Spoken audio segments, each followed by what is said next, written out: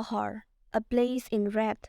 It was home to the Ianiws, a community of natural scientists who had mastered the art of creating artificial Nogbarentui. They were also obsessed with solving the mystery of Langmabara. Rotok Ianiws was one of the most brilliant and dedicated scientists among them. He had spent years studying Langmabara, searching for clues and patterns in the data he collected. He had a hunch that it had something to do with Salaisal, or reverse climate, a term he coined to describe the drastic changes in temperature and weather that had occurred over the last century. One day he made a breakthrough. He found evidence that Salaisal was not only affecting the atmosphere, but also the biology of living organisms. He ran to his colleagues in excitement, shouting at the top of his voice, "Finally found something about Langmabara." His colleagues looked up from their workstations, curious and skeptical. They gathered around him as he showed them his findings on a holographic screen. "Could you explain to us?" One of them asked. Yes. I think one of the main causes of Langmabara is Salaisal, but the cause of Salaisal is still unknown. According to our sources and research, we know that the climate conditions were pleasant in the past.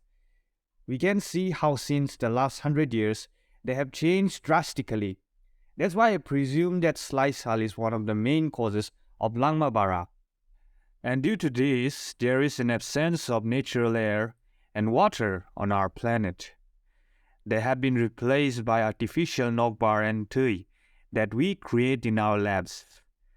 But these are not enough to sustain life for long. Look at this. This shows how Salaisal affects our DNA structure over time. It alters our genes in ways that make us more vulnerable to diseases and aging. It also reduces our lifespan significantly. As Rotok and his colleagues were marveling at his discovery, a voice from behind interrupted them. "It's not a time for rest. We have more milestones to reach. Until we find a permanent solution to Langmabara, we can't stop. We need theories, but what matters is the solution we provide." They turned around and saw their boss standing at the door of the lab. He walked into the lab and looked at Rotok's screen with interest. Rotok left the lab after a long and exhausting day. He drove his hover car to his home in the outskirts of Pohor. He parked in front of his small but cozy house and entered through the door. He was greeted by the cheerful voices of his children. "Amma, Abba is home!" His daughter and son exclaimed, running towards him. He smiled and hugged them, feeling their warmth and love. His wife came out of the kitchen with a tray of food. She smiled at him and said, "We were waiting for you. The kids won't eat dinner without you." They sat down at the table and ate together. Rotok felt grateful for having such a wonderful family.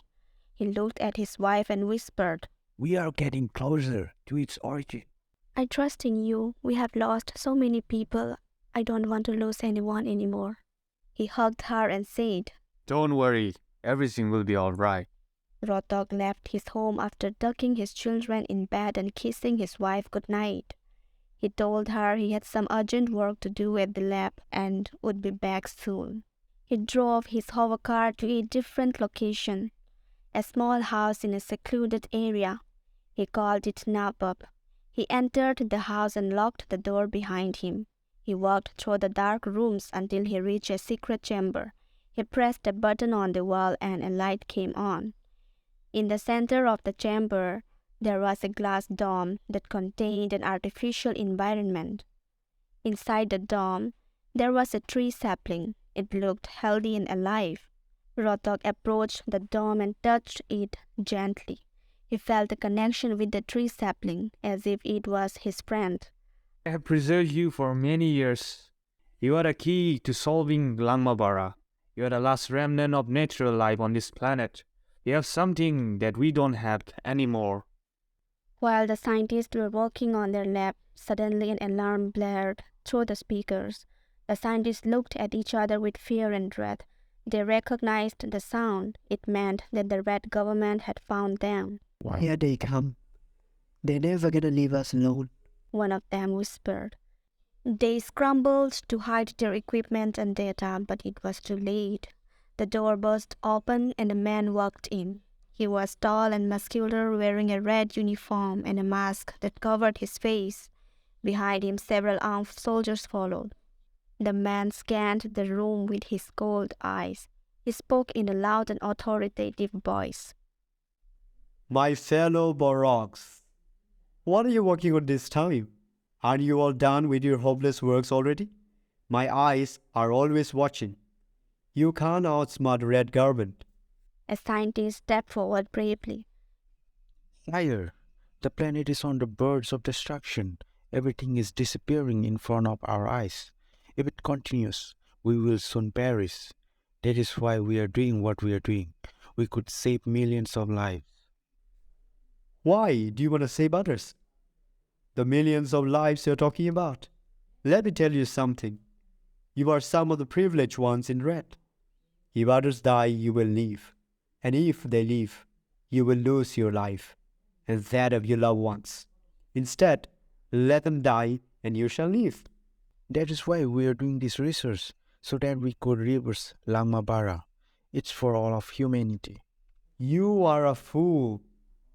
Even if you manage to save all of them and yourselves from this curse, what about the resources? There soon enough, the Tui and Nogbar you are producing will soon run out. We are losing it all. I came here to give you good news, but I feel you don't need it. Let's play a game then. It's life for life. Now it's your choice. Die or save yourselves. I give you two options. Either all of you follow me and become rulers, or continue your research with a rank at your side. A division formed among the scientists. Many chose to follow the man, believing that they would be better off saving themselves rather than trying to save others. But there were a few who stood firm, determined to see their research through to the end.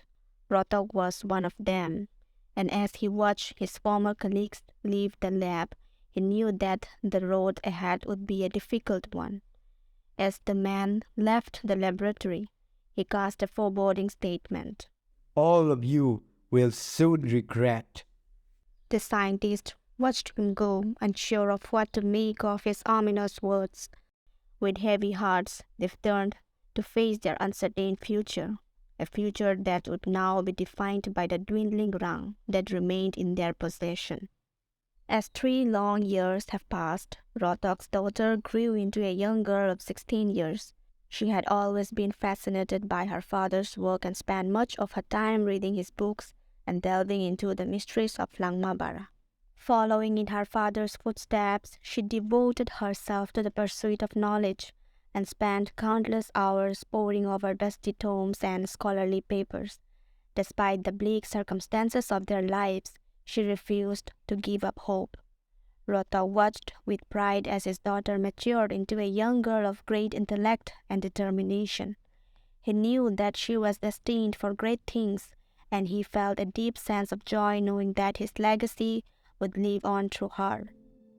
One day, a scientist suddenly collapsed, his body racked with pain. Rotok and the others rushed to his side, but it was too late.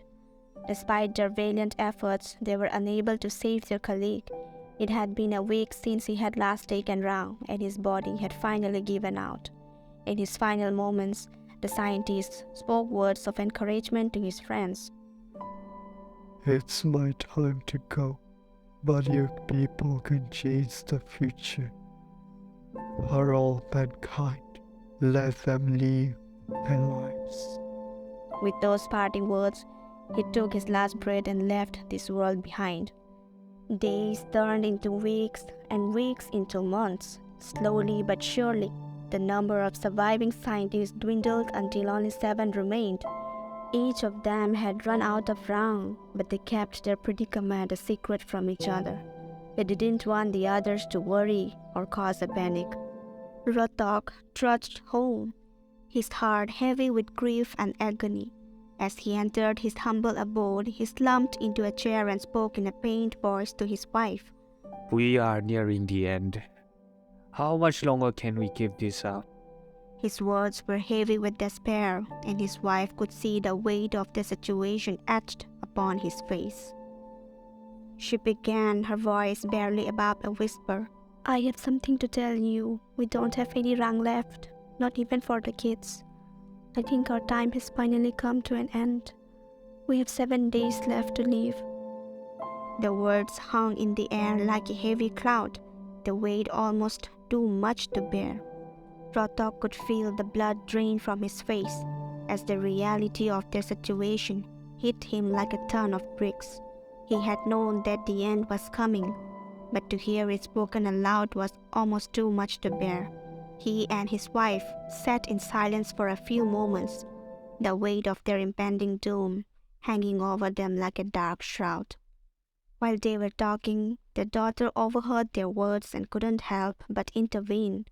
With a calm and confident voice, she spoke up and said, Amma, Abba, this is not the time to be disheartened. I know that we can come up with something. We cannot lose hope. Her words were spoken with the conviction of someone who believed in their abilities to find a way out of their predicament. She spoke without a hint of concern for the lack of rang, as if everything was going to be fine. Rotok looked at his daughter with a mixture of pride and disbelief. How could someone so young possess such strength and conviction? But as he looked deeper into her eyes, he knew that she was right. He couldn't give up hope no matter how bleak their circumstances might seem. One night, Rotok found himself consumed with thoughts. He made his way to Napap, secretly checking on the tree. As he peered through the glass dome, he was surprised to see many other tree saplings alongside the one he had planted. I think I have finally understood it now, he muttered to himself. Filled with a renewed sense of hope, he raced to the Ianiws lab to share his discovery with his friends. I have something to show you. Come with me. I finally found out the cause of Langmabara, and I think we can reverse it, he said excitedly. Eagerly they followed him back to Napap to see what he had discovered. As they entered the chamber and approached the tree, a bright light glowed from within the glass dome. Even Rotok was amazed at what he saw. But their excitement was short-lived. Suddenly the building was struck by a missile and chaos erupted as everything began to crumble around them. Rotok desperately searched for his friends, but smoke and dust made it impossible to see. He looked for the glass dome, but it was nowhere to be found. As he surveyed the burning wreckage, Rotok realized that this may have been the last thing that was meant to happen. He had finally discovered the cause of Langmabara and was on the verge of reversing it, but now everything was lost. He looked at his burning hover car and knew that they had lost everything. He urged his wife and children to leave, saying, Nothing remains. I think the government was watching us from the beginning, and when I finally found the mystery behind all of this, they destroyed Napap and destroyed all my hard work. They ran to the city begging for help, but no one was willing to assist them.